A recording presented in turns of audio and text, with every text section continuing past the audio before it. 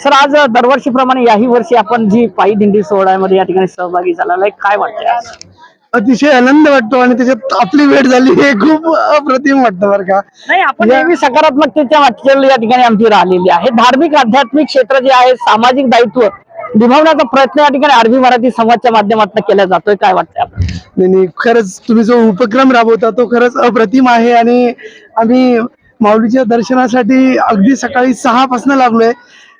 साधारणतः इथपर्यंत यायला 2 ते 2.5 तास लागले असतील, पण या वेळेमध्ये असं थोडाही निरुत्साही कुठे जाणवला नाही.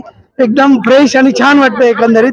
आणि त्याच्यात तुम्ही जी प्रतिक्रिया घेते त्या प्रतिक्रियामध्ये अजून श्रींच्या या ठिकाणी प्रार्थना काय करणार? श्रींच्या आज या ठिकाणी सगळे ओव्हरऑल सुख शांती लाभू दे, पाऊस छान पडू दे आणि हे जे ओव्हरऑल बळीराजांना चांगले सुखाचे दिवस येऊ दे. हा आपण काय सांगणार? तीच बळीराजाला सुखाचं राज्य येऊ दे ही श्री माऊली चरणी प्रार्थना.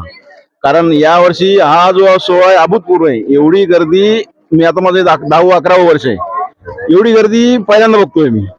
नाही, पुढे पुढे हा सोहळा या ठिकाणी वाढत जाणार आहे. नक्कीच नक्की. म्हणजे कसं भक्तांना जशी जशी त्यांना प्रचिती येते महाराजांची माऊलींची, तर तो या वारीशी जोडला जातोय. हा, आणि हा जो आपण अफाट समुद्रच म्हणता येईल याला, तर हा तरुणांना काय संदेश देणार आजच्या दिनी? तरुणांना हेच बा, तुम्ही महाराजांना सद्बुद्धी मागा, चांगले विचार ठेवा आणि बस. मित्रांनो, हे होते या ठिकाणी वारकरीमध्ये सहभागी झालेली ही जी मंडळी आहे.